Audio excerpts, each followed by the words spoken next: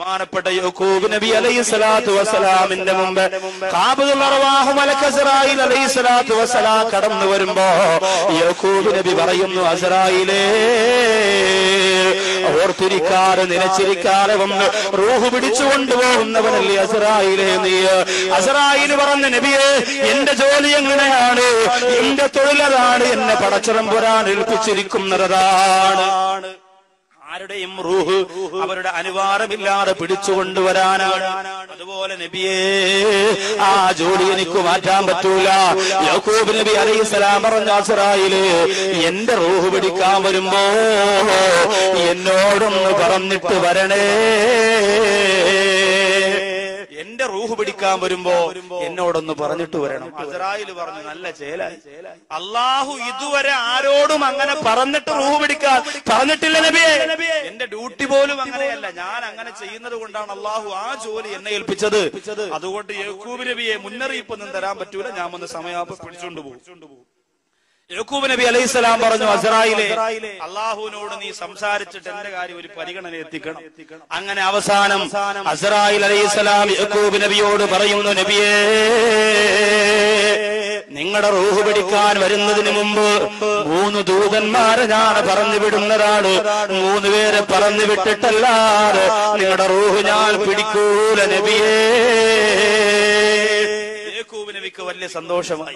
റൂഹ് പിടിക്കാൻ അസ്റായീൽ വരുന്നതിന് മുമ്പ് 3 പേരെ അസ്റായീൽ പറഞ്ഞു വിടും എന്ന് പറഞ്ഞിട്ട് യാക്കൂബ് നബി അലൈഹിസ്സലാത്തു വസ്സലാമിന്റെ മുമ്പിൽ അസ്റായീലും. അങ്ങനെ ഒരു അവസരം നമുക്ക് കിട്ടിയാലോ? അങ്ങനെ ഒരു അവസരം നമുക്ക് കിട്ടിയാൽ എന്റെ പ്രിയപ്പെട്ട സഹോദരിമാരെ, നമ്മളെന്നും സീരിയൽ കാണും, എന്നും പലിശ വാങ്ങും. കാരണം അസ്റായീൽ മുന്നറിയിപ്പിന്റെ ആളിനെ വിട്ടില്ലല്ലോ എന്ന് പറഞ്ഞുകൊണ്ട് ബാക്കി തെറ്റുകൾ ചെയ്തുകൊണ്ടിരിക്കും. ആളെ വിട്ടിട്ട് ചെയ്താൽ മതിയല്ലോ ബാക്കി കാര്യം. യാക്കൂബ് നബി അലൈഹിസ്സലാത്തു വസ്സലാം അങ്ങനെ രോഗം പിടിപെട്ടു, മരണക്കിടക്കയിൽ ഇങ്ങനെ കിടക്കുമ്പോ അസ്റായീൽ വന്നു. യാക്കൂബ് നബി ചോദിച്ചു, അല്ല അസ്റായീൽ എന്താ വന്നത്? അസ്റായീൽ പറഞ്ഞു, നബിയെ, ഇന്ന് വരെ എന്താ ഞാൻ വന്നതെന്ന് എന്നോട് ആരും ചോദിച്ചിട്ടില്ല. ആരും എന്നോട് അങ്ങനെ ചോദിച്ചിട്ടില്ല. ആരും ചോദിക്കുന്ന ആള് നിങ്ങളാ. ഞാൻ വന്നത് റൂഹ് പിടിക്കാനാണ്. യാക്കൂബ് നബി ചിരിച്ചുകൊണ്ട് പറഞ്ഞു, അതൊന്നും അല്ലാത്ത പരിപാടിയായിപ്പോ. നമ്മൾ തമ്മിലൊരു എഗ്രിമെന്റ് ഉണ്ടായിരുന്നു, നമ്മൾ തമ്മിൽ ഒരു കരാറുണ്ടായിരുന്നല്ലോ. എന്റെ റൂഹ് പിടിക്കാൻ വരുന്നതിന് മുമ്പ് 3 പേരെ എന്റെ അടുത്തേക്ക് പറഞ്ഞു വിടുമെന്ന് പറഞ്ഞ അസ്റായീലേ, ആ കരാറ് നീ മറന്നുപോയോ? അസ്റായീൽ അലൈഹിസ്സലാം പറഞ്ഞു, ഞാൻ വാക്കുപാലിക്കുന്നയാളാ. ഞാൻ നിങ്ങളുടെ അടുത്തേക്ക് 3 പേരെ പറഞ്ഞു വിട്ടിരുന്നല്ലോ, ഇവിടെ വന്നില്ലേ? യാക്കൂബ് നബി പറഞ്ഞു, ഇല്ല. അസ്റായീൽ പറഞ്ഞു, വന്നു. ആരാണത്? അസ്റായീൽ അലൈഹിസ്സലാം പറയുന്നു, ഒന്ന് ബയാലു ശഅരിക ബഅദ സവാദിഹി. നബിയേ, നിങ്ങളുടെ തലമുടിയും താടിയും എത്ര നല്ല കറുപ്പുള്ള രോമമായിരുന്നു. ആ രോമം വെളുത്തില്ലേ നബിയേ? അത് ഞാൻ പറഞ്ഞു വിട്ട മരണത്തിന്റെ 1ാമത്തെ സിഗ്നലാണ് നബിയേ. 1ാമത്തെ ദൂതൻ അതാണ്. നരച്ചു പോയാൽ പിന്നെ വലിയ താമസമില്ല. ഇപ്പൊ സഹോദരിമാര് വിചാരിക്കും, അള്ളാഹുവേ, എന്റെ പിന്നെ കാടകാരി ഏകദേശം ഒതുങ്ങാറായി, ഇനിയിപ്പോ നരയ്ക്കാനൊന്നും ബാക്കിയില്ല, ഏകദേശം എന്റെ കാടകാരി ഒതുങ്ങാറായി. നിസാരമല്ല. നരബാധിച്ചവരെ ആരും കളിയാക്കണ്ട. അവര് ഭാഗ്യവാന്മാരാണ്. കാരണം അവരുടെ മരണത്തിന് മുമ്പ് അല്ലാഹു അവർക്ക് അങ്ങനെ ഒരു അടയാളം കൊടുത്തില്ലേ? അടയാളം കൊടുക്കാതെ എത്ര പേര് മരിക്കുന്നു? നല്ല കറുത്ത രോമമുള്ള എത്രയോ പേര് മരിച്ചുപോയി. ആലോചിച്ച് നോക്കി. അപ്പോ ഇവർക്ക് അല്ലാഹുവിന് അവരോട് ഇഷ്ടമുള്ളത് കൊണ്ട് അല്ലാഹു പറഞ്ഞു, എന്തേ, ഈ നര കണ്ടിട്ട് നീ അറിയണം മരണം ആസന്നമായി. അതുകൊണ്ട് കയ്യിലിരിക്കുന്ന റിമോട്ട് കളഞ്ഞിട്ട് തസ്ബീഹ് എടുത്തോ, ദിക്ർ ചൊല്ലിക്കോ. ആഴ്ചപ്പതിപ്പും ആരോഗ്യ മാസികയും 10 വയസ്സ് കുറയാൻ 10 വഴികളെന്നും പറഞ്ഞ് ഉമ്മാമാക്ക് മാറ്റുകൊണ്ടിട്ട് കൊടുക്കണ വനിതയൊക്കെ മാറ്റി വെച്ചിട്ട് ഖുർആൻ എടുത്ത് വെച്ച് ചോദിക്കോ, യാസീൻ ബുക്ക് കയ്യിലെടുത്തോ. 10 വക ഏടും 15 വക ഏടും പണ്ട് കാലത്ത് അടുക്കി വെച്ചിരുന്നല്ലോ അലമാരയിൽ. 15 വക ഏട്, 10 വക ഏട്, അത് ഇത് അങ്ങനെ എന്തെല്ലാമായിരുന്നു. അതിന് പകരം അലമാര ഇരിക്കുന്നത് എന്താ? കൽവാണ് ഫാത്തിമ, കാലാണ് ആയിഷ, നെഞ്ചാണ് റംല, കുടലാണ് സൈനബ എന്ന് പറഞ്ഞ കുറെ ആൽബം കാസറ്റുകളാ ഒടുങ്ങി തിന്നാൻ. എന്താ മൊഞ്ചുള്ള പാട്ടുസ്താദ്. അല്ലോ, ഉടനെ ജുമയിലെത്തി 16-ാം ഭാഗം, 40-ാം കത്ത് ഉറങ്ങാത്ത ഭാഗ്യം ഉടനെ ജുമയിലെത്തി. പാപ്പ അവർക്ക് അതാ ഇഷ്ടം. നബിദിനത്തിന്റെ തന്നില്ല സമ്മാനം തന്നില്ല. മുട്ടുവരെയുള്ള പാവാട ഇട്ടിട്ട് കുറെ തിളങ്ങുന്ന ഷർട്ട് ഇട്ടുകൊണ്ട് കോല് കളിക്കാൻ കുറെ പെൺകുട്ടികൾ ഇറങ്ങി വരുമ്പോ ഹജ്ജ് ചെയ്തോര് പോലും പറയാം, നല്ല മൊഞ്ചുള്ള പാട്ടു, സുബ്ഹാനല്ലാഹ്, തികഞ്ഞു. ആലോചിച്ച് നോക്കി, ഇതിന്റെ ഗൗരവം. നമ്മളെ പിശാചി ഏതൊക്കെ മോഡലിലാണ് നമ്മുടെ മനസ്സിലേക്ക് ഇറങ്ങുന്നത്. ഗൗരവത്തോടെ ആലോചിക്കണം. ഞാനിത് തമാശക്ക് പറയണതല്ല. നമ്മളൊക്കെ അതിൽ പെട്ടുപോയില്ലേ? നമ്മളൊക്കെ അതിൽ കുടുങ്ങിപ്പോയില്ലേ? നമ്മളൊക്കെ അതിന് അഡിക്റ്റായി പോയില്ലേ? അല്ലാഹു നമ്മെ കാത്തുരക്ഷിക്കുമാറാകട്ടെ. അതുകൊണ്ട് നര നല്ലതാണ്, നര നല്ലതാണ്. ഉമർ ഇബ്നുൽ ഖത്താബ് റളിയല്ലാഹു തആല അൻഹു താൻ മരിക്കുമെന്ന് മുഖത്ത് നോക്കിയിട്ട് പറയാ, ഒരാളെ ജോലിക്ക് നിശ്ചയിച്ചിരുന്നു എന്നും ഒരാള് ഉമർ റളിയല്ലാഹു അൻഹുവിന്റെ മുഖത്ത് നോക്കിയിട്ട്, ഉമറേ നിങ്ങൾ മരിക്കും, നിങ്ങൾ മരിക്കും, നിങ്ങൾ മരിക്കും എന്ന് പറഞ്ഞ് ഒന്നാം തീയതി ഒന്ന് ശമ്പളവും മാറ്റോണ്ട് വയ്ക്കും. അങ്ങനെ ഒരു ജോലി ദുബായിലോ സൗദിയിലോ നമുക്ക് കിട്ടിയിരുന്നെങ്കിൽ ഒറ്റ ചെറുപ്പക്കാരി കേരളത്തിൽ വാതിലൊക്കെ കാണും. എല്ലാം പ്രമാണ സൊസൈറ്റി കൊണ്ടുവച്ച് കേൾവിക്കും. അവിടെ പോയിട്ട് അറബിയുടെ മുഖത്ത് നോക്കിയിട്ട്, അറബി നിങ്ങൾ മരിക്കും, നിങ്ങൾ മരിക്കും, നിന്നെ കുരു കൊണ്ടുകൂടാ ചീത്താനെന്ന് പറയുമ്പോൾ ഒന്നാം തീയതി ആകുമ്പോൾ ശമ്പളം. നല്ല ജോലി. ഒന്നാം തീയതി ആകുമ്പോൾ ശമ്പളം. ആലോചിച്ച് നോക്കേ, ഈ ഒരു അവസ്ഥ ഉമർ റളിയല്ലാഹു തആല അൻഹുവിന് വന്നു. എന്നിട്ടോ ഉമർ ഇബ്നുൽ ഖത്താബ് റളിയല്ലാഹു തആല അൻഹുവിന്റെ ദാഢ്യരോമത്തിൽ നര ബാധിച്ചപ്പോ ആ ജോലിക്കാരനോട് ഉമർ ഇബ്നുൽ ഖത്താബ് റളിയല്ലാഹു അൻഹു പറഞ്ഞു, നീ ഇനി നിൽക്കണ്ട, പൊയ്ക്കോ, നീ ഇനി നിൽക്കണ്ട, പൊയ്ക്കോ, ഞാൻ മരിക്കുമെന്ന് എന്റെ നര എന്നോട് പറഞ്ഞു തരുന്നുണ്ട്, നിനക്ക് പോകാം.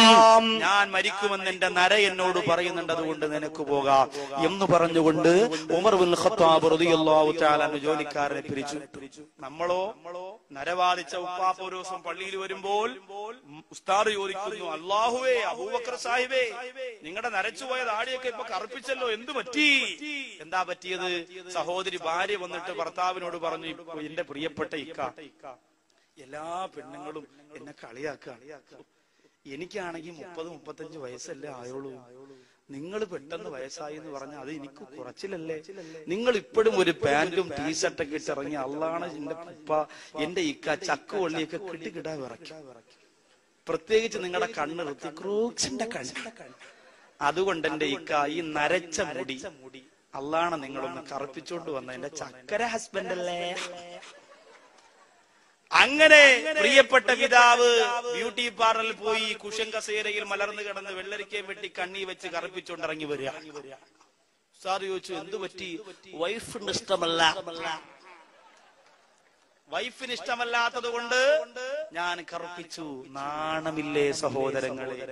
നിക്കാഹിന് വെച്ചിരുന്ന ദാടി പോലും ഇത്തിരി പോന്ന ഒരു പെണ്ണ് മരിച്ച 3 മണ്ണിനോട് ചേർന്ന് പുഴുപ്പളിഞ്ഞു പോകുന്ന ഒരു പെണ്ണ് പറഞ്ഞതിന് വേണ്ടി കേട്ടോ ഇസ്ലാമിന്റെ ചിഹ്നത്തെ വടിച്ചു കളയുന്ന വിവരം കെട്ട ചെറുപ്പക്കാരാ, ആർക്കു വേണ്ടിയാണ് മോനെ പിന്നെ നീ ദുനിയാവിൽ ജീവിക്കുന്നത്? ആർക്കു വേണ്ടിയാണടാ? ഒരടയാളമെങ്കിലും നിന്റെ ശരീരത്ത് വേണ്ടേ? അതും ഈ പെണ്ണിന് വേണ്ടി. അവളെ വാക്ക് കേട്ടിട്ട് വടിച്ചു കളഞ്ഞില്ല. എന്തിനു കൊള്ളാം നമ്മെ? അല്ലാഹു കാക്കട്ടെ എന്റെ പ്രിയപ്പെട്ട സഹോദരങ്ങൾ. അതുകൊണ്ട് എന്റെ സഹോദരങ്ങളെ ഗൗരവത്തോടെ ചിന്തിച്ചോ. ഇന്ന് വെളുത്തതിനെ കറുപ്പാക്കാൻ ഇറങ്ങുന്ന മരുന്നുണ്ടല്ലോ, ആ മരുന്ന് തേച്ചാ നിന്റെ വുളു ശരിയാവൂല, നിന്റെ കുളി ശരിയാവൂല, നിന്റെ ഇബാദത്ത് പോലും അല്ലാഹു സ്വീകരിക്കൂല. പടച്ചോന് കാത്തുരക്ഷിക്കട്ടെ. പ്രിയമുള്ളവരെ, ഇതാണ് ഒന്നാമത്തെ ഞാൻ പറഞ്ഞുവിട്ട ഒന്നാമത്തെ ദൂതൻ. ഇതാണ്. രണ്ടാമത്തേതാരാണ് എന്ന് യാക്കൂബ് നബി അലൈഹിസ്സലാം കണ്ണീരോട് അസ്രായിലിനോട് ചോദിക്കുമ്പോ അസ്രായിൽ അലൈഹിസ്സലാം പറയുന്ന, നബിയേ,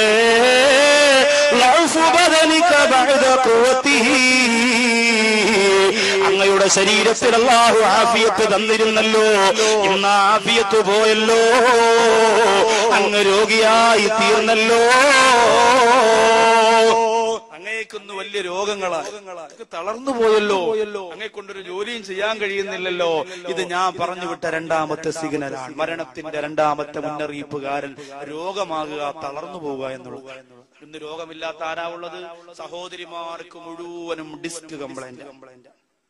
ഒറ്റെണ്ണത്തിന് നിവർന്ന് നിൽക്കാൻ വയ്യ, തുണി അലക്കാൻ വയ്യ, വാഷിംഗ് മെഷീനിൽ പോലും തുണി അലക്കാൻ വയ്യാത്ത ഒരു സാഹചര്യം. അത്രയ്ക്ക് രോഗമാണ്. ഭർത്താക്കന്മാർക്കും രോഗമാണ്, വലിയ വലിയ രോഗം. ഉപ്പാപ്പമാരെ നിസ്കാരം കഴിഞ്ഞാൽ മുന്തിയിലിരിക്കുന്ന കെട്ടഴിച്ചങ്ങോട്ടിടും. ഇത് ഷുഗറിന്റേത്, ഇത് പ്രഷറിന്റേത്, ഇത് അപ്പുറത്തെ ഷുക്കൂറിന്റേത്, തന്നയച്ചതാ പള്ളിയിൽ നിന്ന് ഓതനം അവന് കൊടുക്കാൻ. അങ്ങനെ 100 കണക്കിന് ഗുളിയ കെട്ടിന്നും പോക്കറ്റിന്നും അഴിച്ചിട്ടിട്ട് അഭിമാനം പറയുന്നവരാ. നിനക്ക് ഗുളിയൊന്നും ഇല്ലടേ ഇബ്രാഹിം? ഇല്ല. എന്തിനാടേ ഇങ്ങനെ നടക്കണത്? 10 ഗുളിയ ഇല്ലെങ്കിൽ പിന്നെ എന്തൊരു ഹാജിയാരാ നീ. അപ്പോ അങ്ങനെ ഗുളികയുടെ ലോകമായി മാറി. ആണുങ്ങൾക്കെല്ലാം അത്. അതുകൊണ്ട് സഹോദരിമാർക്ക് വൈകുന്നേരം ഭർത്താക്കന്മാർക്ക് ഭക്ഷണമൊന്നും ഉണ്ടാക്കി കൊടുക്കണ്ട.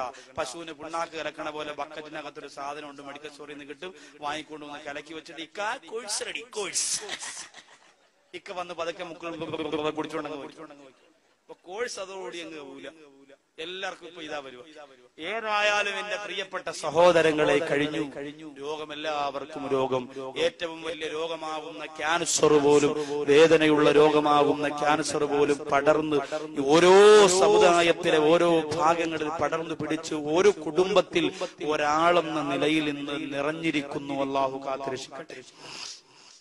രോഗം വരാതിരിക്കാൻ, വലിയ വലിയ രോഗങ്ങൾ നമ്മുടെ മക്കൾക്ക് വരാതിരിക്കാൻ നിറകണ്ണുകളോടെ എന്റെ പ്രിയപ്പെട്ടവരെ നിങ്ങൾ ദുആ ചെയ്യണം. മൂന്നാമത്തെ അടയാളം ഏതാണ് എന്ന് യാക്കൂബ് നബി അലൈഹിസ്സലാം ചോദിക്കുമ്പോൾ അസ്റായീൽ പറയുന്നു, ഇൻഹിനാഉ ജിസ്മിക ബഅദ ഇസ്തിഖാമതിഹി.